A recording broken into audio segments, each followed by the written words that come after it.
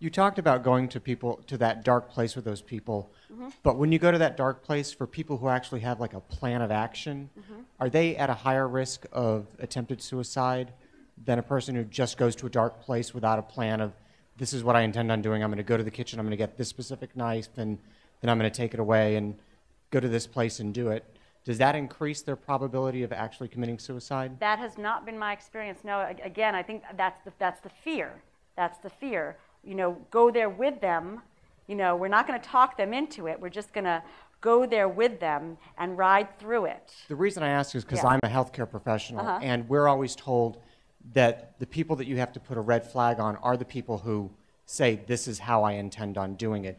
Regardless as to how rash it might sound, that those are the people that in healthcare nowadays, they always say that's the person that you need to really, really pay attention to. Well, and you definitely need to pay attention to them. That's for sure.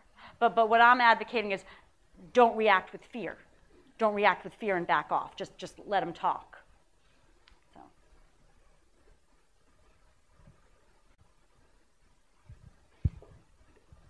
I wanted to go back to the school issue.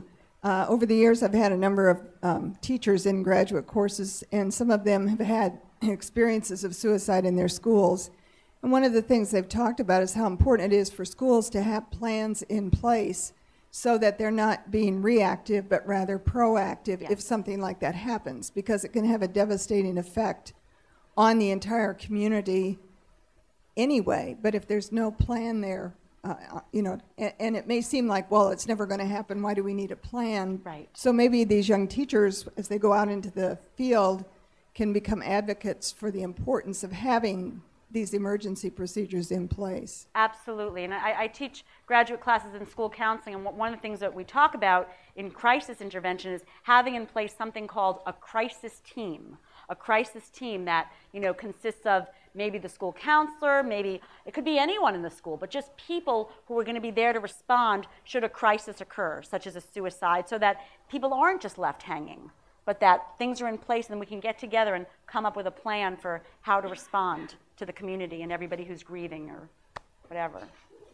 So, yes. One of the things that occasionally happens in schools is that one child will commit suicide, and then several others will begin to think about the idea, and pretty soon there's 2 or 3 or 4 across a short span of time in a community, as has happened on several occasions southwest of here. Now, what's the balance between grieving for the loss of someone and doing things such as having draped chairs at graduation, giving awards to the person who has committed suicide at graduation, to the point that it's almost as if it's a kind of badge of honor? And so then another youngster says, hey, just look at the recognition that soul's getting because they gave it up. I'm going to do the same thing. What do you think? Well, I really think that when schools go to the point of draping chairs and having big assemblies and that sort of thing, that's glorifying the idea of suicide, and that ought not to be done. Individual grieving, small groups, yes, but nothing which, in terms of a large group, glorifies that individual. Yeah, I don't know. I don't really have thoughts on that. Does anyone else have thoughts about that? Or okay, you agree? Okay. All right. Let's take. How are we doing on time? Maybe let's just take a couple more questions, and then we'll wrap it up. And I'll be happy to, you know, stay around a little bit afterwards if anyone has any individual questions. So. Mine wasn't a question. I was going from the other thing. I disagree. You disagree? Just because with families and family members as a part of healing, I think that's just a great thing. Like for the family members is to allow them to heal. Just as, you know, you might drape that and it might cause somebody thoughts and they might think about suicide. Well, maybe if you don't do that, some of their family and friends might not, or might think of suicide because they're not, you know, getting recognized. And I think it brings it up. This is how you're bringing it to light. That brings a situation like suicide to light, and bringing it to light actually helps and is healing to everybody. Okay.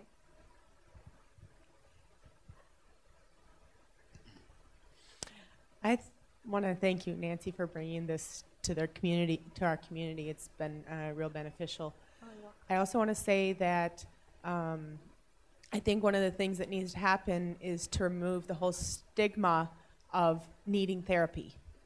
I think that if you need therapy, you admit you need therapy, you go to therapy, there's some sort of a negative connotation to that.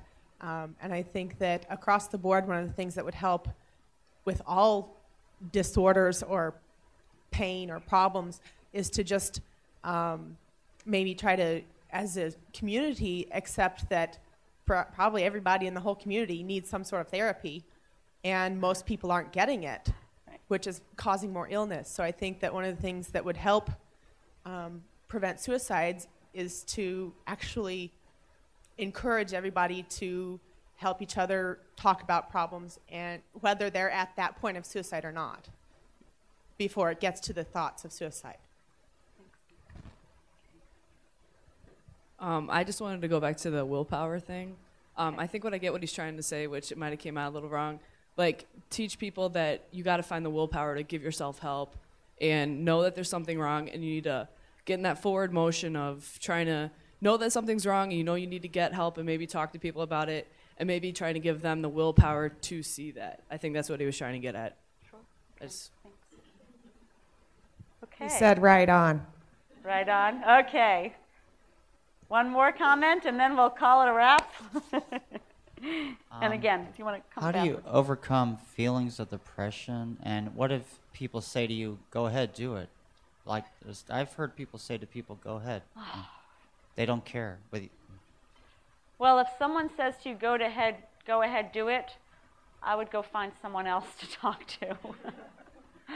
You know, I think you know, if you're experiencing depression, like I said, and friends aren't enough to get you through it, then yeah, then go seek help. Absolutely, because it is difficult, and you know, sometimes we just can't do it alone. So if you can't get the help you need from your friends, then go to the counseling center. Go seek help. You know, but if anyone says go ahead, do it, that's not a very good friend. So you know, I would walk away and find someone else to turn to.